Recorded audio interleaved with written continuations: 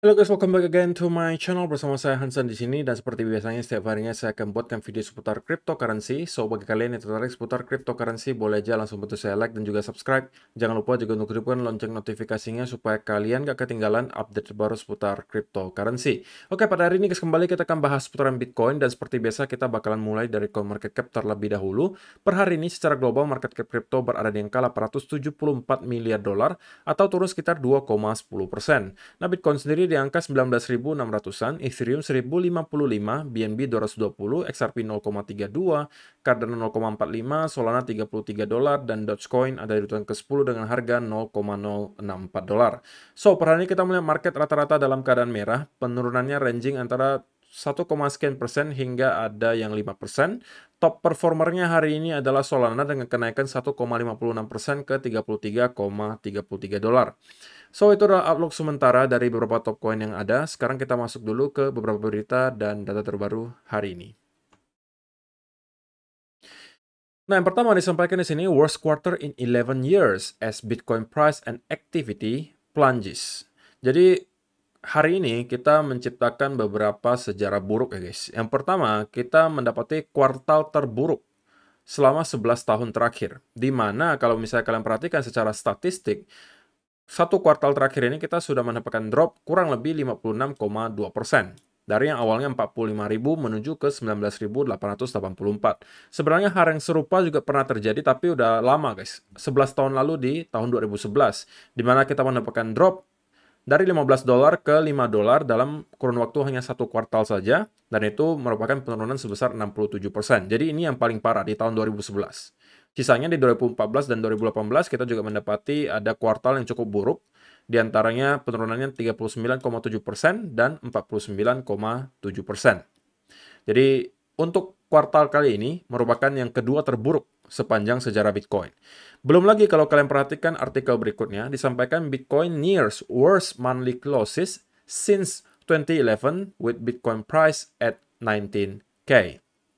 Jadi kita juga hampir mencetak sejarah baru untuk bulanan terburuk sepanjang sejarah Bitcoin. Untungnya di tahun 2011 kita juga mendapatkan ada monthly candle yang lebih buruk, dan ini juga yang kedua terburuk, di mana kita dalam sebulanan terakhir mendapatkan penurunan hingga 40% untuk pertama kalinya dalam 11 tahun terakhir, guys. Oke, tentunya ini bukan berita baik untuk kita semua gitu kan. Dan ini tentunya bisa jadi memperkuat tesis bahwa kali ini gitu ya, bisa jadi bear marketnya merupakan yang terburuk sepanjang sejarah. So far kita udah membuat beberapa indikasi buruk gitu ya, bahwa kita melihat monthly candle-nya closing dalam keadaan kedua terburuk sepanjang sejarah, dan juga yang kedua kuartalan juga terburuk, kedua terburuk sepanjang sejarah gitu ya. Walaupun tadi kita sempat melihat monthly candle itu pas mau closing gitu ya, kita ada melihat sedikit perlawanan dari para bulls, tiba-tiba di pump gitu ya, tapi cenderung itu katanya gitu ya adalah manipulasi dari para pemain besar hanya untuk short squeeze saja ke atas dan kemudian akan dibanting lagi ke bawah. Dan kalau misalnya kita lihat Bitcoin monthly return-nya, maka di bulan Juni kemarin kita itu mendapatkan penurunan sebesar 40,15%. Oke, kalian akan kesulitan guys mendapatkan bulan yang kita melihat satu bulan itu turunnya 40,15% guys. Yang paling parah kalau misalnya datanya dari tahun 2013 itu hanya di sekitaran 34%. Kalau kalian lihat ada yang 36 juga di sini, 36%. Ada lagi nggak yang lebih buruk? Nggak ada lagi kan? Jadi yang paling buruk dari 2013 hingga sekarang itu sebenarnya hanya di 36%. Sedangkan di bulan Juni ini kita drop 40%. Setelah bulan Mei dan April sebenarnya udah drop 17 dan juga 15%. Oke, dan ini ya makanya menjadikan kuartalan kedua terburuk sepanjang sejarah setelah tahun 2011. Di sini tentunya kita tidak mempunyai data 2011, jadi kita nggak bisa bandingin dengan yang terjadi di tahun tersebut. Sekarang kita udah di bulan Juli tanggal 1. Apakah kita akan kembali mengulang dengan 2 tahun sebelumnya, di mana di bulan Juli dan Agustus itu kita sama-sama mendapatkan bulan hijau? Who knows gitu ya, tapi tentunya itu harapan semua investor cryptocurrency. Nah, tentunya kita bakalan bahas gitu ya sekarang kira-kira apa yang sedang terjadi secara teknikal. Nah, kita langsung masuk aja ke chartnya Bitcoin, dan kita bakal lihat di 4-hour chart terlebih dahulu. Nah, tadi menjelang closing weekly monthly candle, kita melihat ada tiba-tiba pump yang terjadi di sini.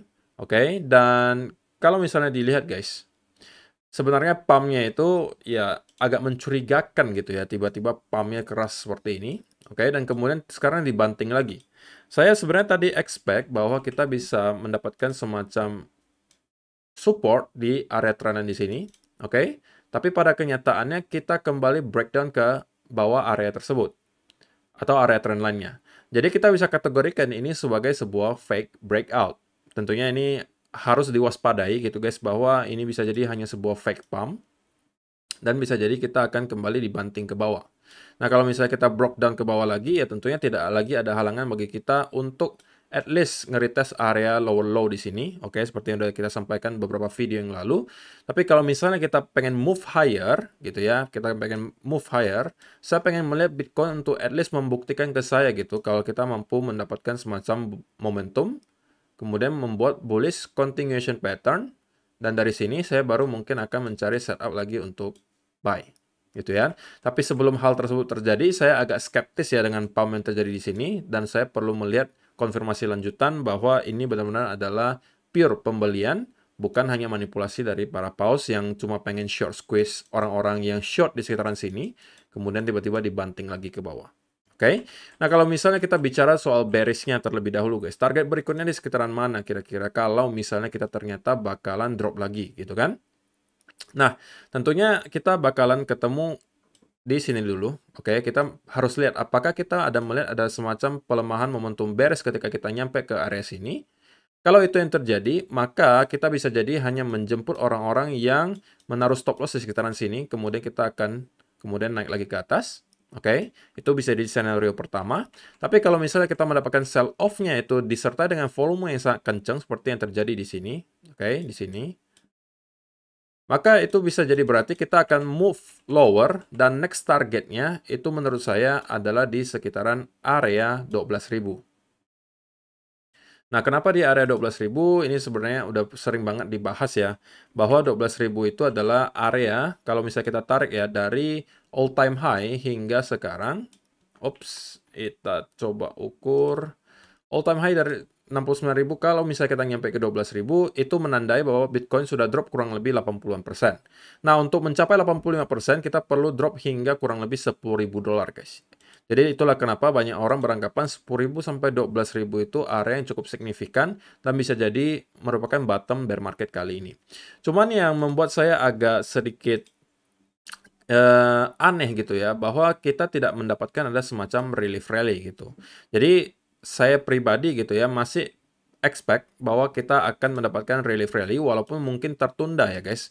Kita masih melihat indikator RSI itu berada dalam keadaan yang sangat oversold. Saya sudah sampaikan bahwa saya pribadi masih expect gitu ya, dalam beberapa minggu ke depan kita akan mendapatkan semacam relief rally. So far relief rally tersebut menurut saya belum terlalu signifikan. Oke. Kalaupun kita kembali drop di sini, senario yang saya lihat probabilitasnya lebih tinggi terjadi adalah kita hanya menjemput stop loss di sekitaran sini, oke, mungkin ke sekitaran area 17 sampai 16 ribuan.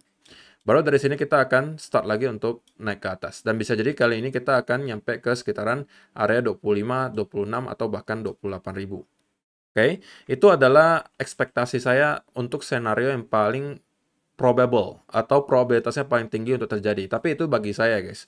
Belum tentu juga sama untuk kalian. Jadi kalian jangan ikuti gitu ya. Kalau kalian punya analisa sendiri, why not?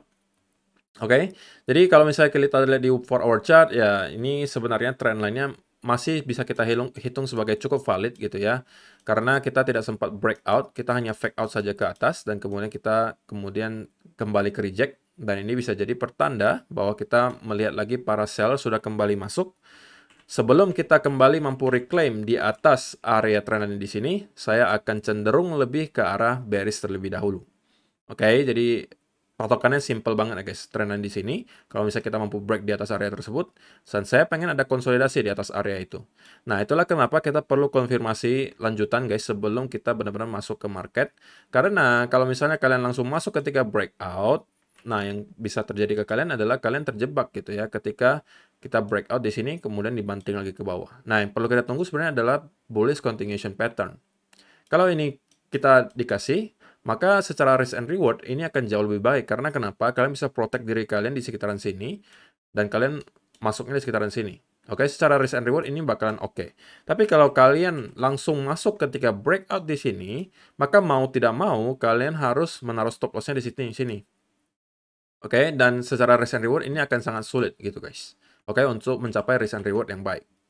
Dan so far kita melihat market terus-menerus drop. Ini tidak terlihat terlalu baik sebenarnya guys. Dan kalau misalnya saya sudah sampaikan ya, kalau misalnya kita tidak mampu maintain di atas range ini, saya masih akan tetap prefer lebih ke arah bearish terlebih dahulu. Kalau misalnya kita sampai membentuk lower low di sekitaran area di sini, saya mungkin akan start lagi untuk mencoba mencari bukti ya, bahwa kita melihat ada pelemahan momentum bearish, mungkin ada reversal pattern yang tercipta di sini. Kalau itu yang terjadi, maka saya kembali akan masuk, dan mungkin trade yang saya di sini, itu sudah close dalam keadaan break even. Oke, so itu aja sih guys yang perlu saya sampaikan untuk video hari ini. Terima kasih yang sudah menonton sampai selesai. Semoga bermanfaat video hari ini. Dan kita akan bertemu lagi di video yang berikutnya. Bye-bye.